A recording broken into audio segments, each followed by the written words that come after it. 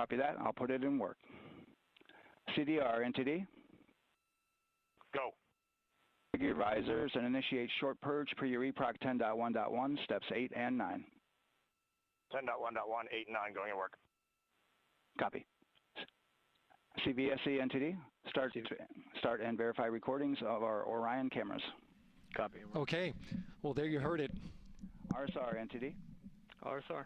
They're getting ready to start terminal count. arm rotation enable at this time, please.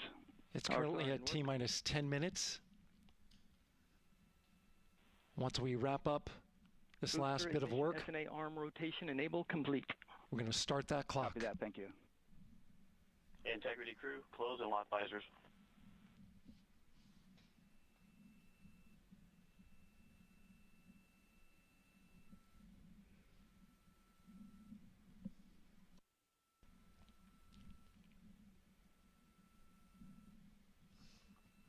You heard an issue, worked in real time with telemetry lock on the Orion.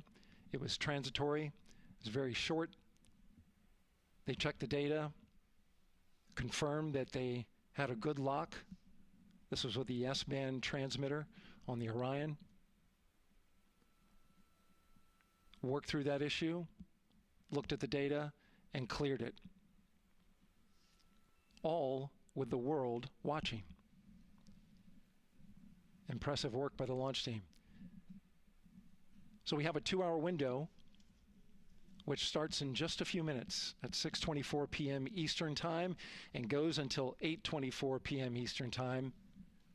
And ECL NTD will be waiting for your verification on the short purge. ECL copies. And for all personnel, once we get that short purge verification, we'll verify that we are clear to go, and then we'll proceed with the terminal count.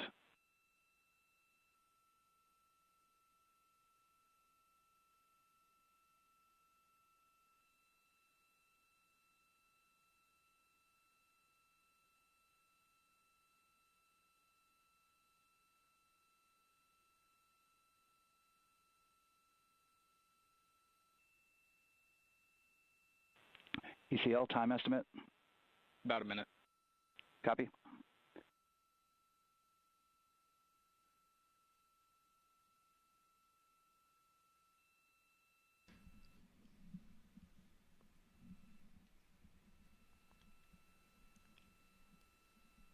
So we're going into the launch window, but not by much, it looks like. Just wrapping up some final work. And once that's completed, you'll hear NASA Test Director Jeff Spaulding ask for the ground launch sequencer operator to go ahead and start the clock. The ground launch sequencer is an application software. It runs on top of the launch control system in the firing room, acts like a conductor of an orchestra, executing hundreds of commands in precise order and timing.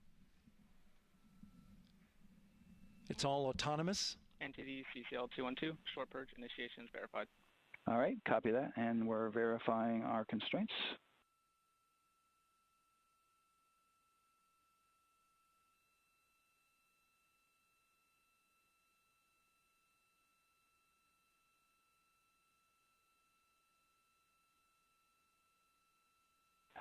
All right, and we're clear from cutouts.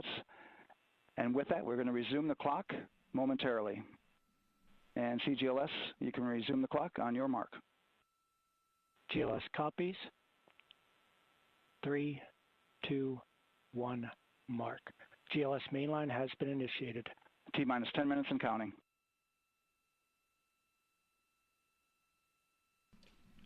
And that begins terminal count. Our new T0 is, and they'll begin arming that shortly.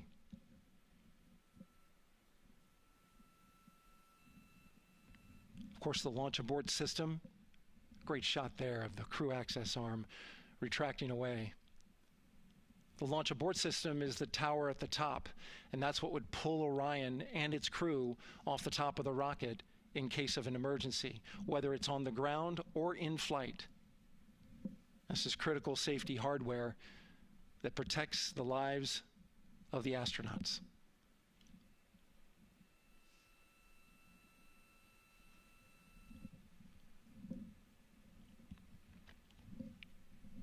Starting at T-minus 6 minutes, the GLS will start bringing that and other high-energy systems online, starting with core stage pressurization.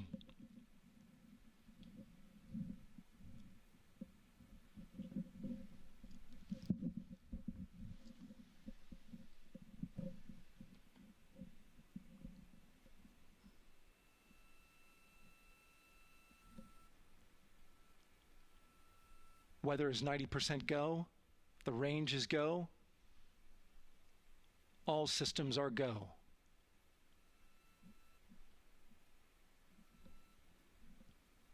GLS is go for core stage tank pressurization. That means the replenish valve for the liquid hydrogen tank has now closed, and that tank is beginning to pressurize to flight levels because that hydrogen is naturally boiling inside the tank. We'll get the liquid oxygen tank a little later in the count. Now the team is waiting for verification that, if needed, the Artemis II crew could use the launch abort system to pull Orion safely off the top of the rocket in an emergency. Let's listen in for that call. GLS verifies last capability available. And CDR, do you copy? CDR copies, last available. That's great news, and you heard the NTD verify that with the commander of the mission. GLS is go for FTS arm. Now work is being done to arm the flight termination system. This is so the range safety can send a flight termination command if the rocket flies too far off track. There's a brief built-in delay so the launch abort system has time to pull the astronauts to safety first. GLS is go for LH2 high flow bleed check. All right, the high flow bleed check. That's so the cryo team gets verification that the RS-25 engines, all 4 of them, are in the proper temperature range for launch.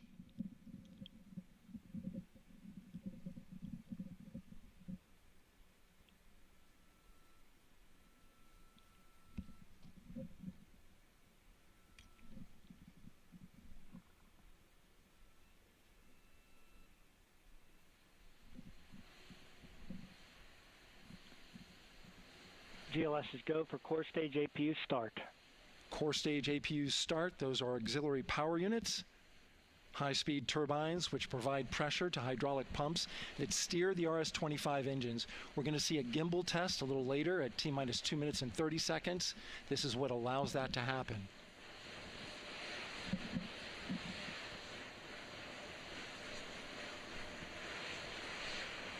Coming up in about 20 seconds, we're listening for go for purge sequence 4. That's a helium purge of the 4 core stage engines downstream of the propellant valve. This gets all the air and moisture out of there.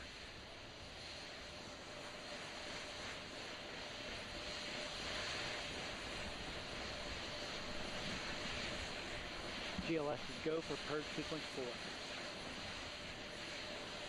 Moving through the milestones. All is looking good.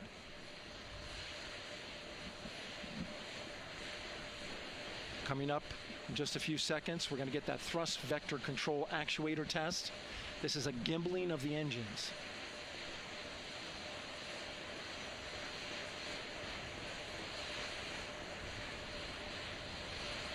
There are the 4 RS-25s, 3 of them Shuttle Heritage, 1 of them built from shuttle parts.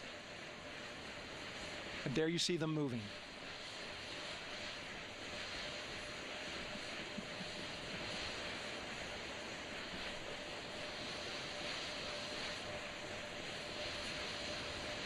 Now we're going to start moving the power from both the upper stage and the lower stage of the rocket to internal, taking ground power away and now going to battery power.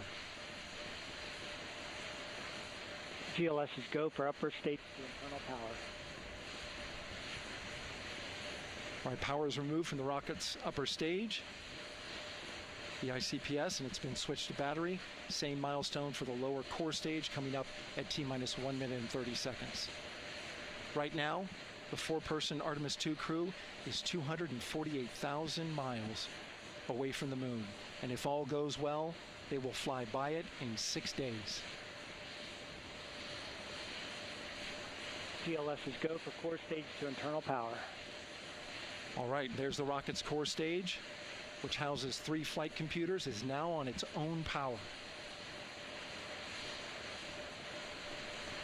There's no more hold time because there's no more margin on these batteries. So we would have to recycle back to T-minus 10 to recharge if we had a hold.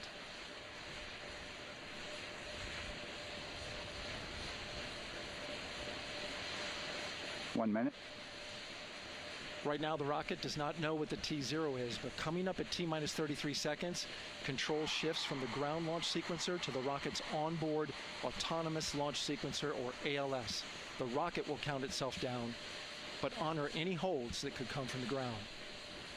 Now, shortly after liftoff, Houston will take control of the rocket, and my colleague Gary Jordan will take over commentary. GLS is go for ALS.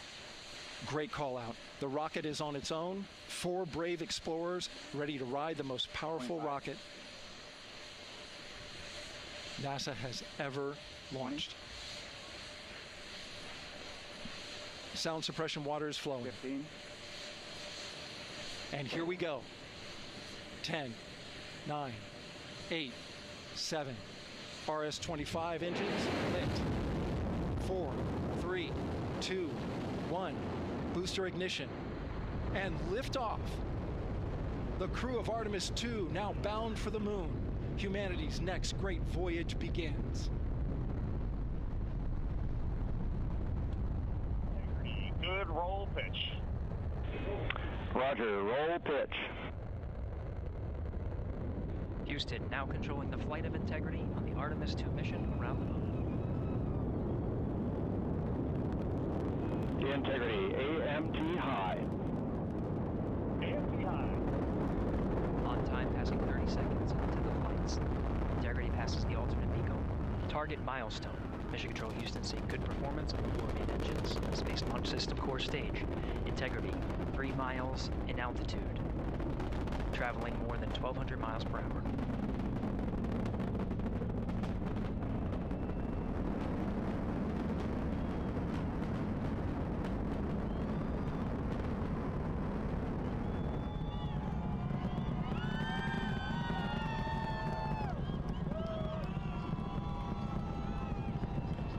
Mission elapsed time, passing 1 minute, approaching max Q.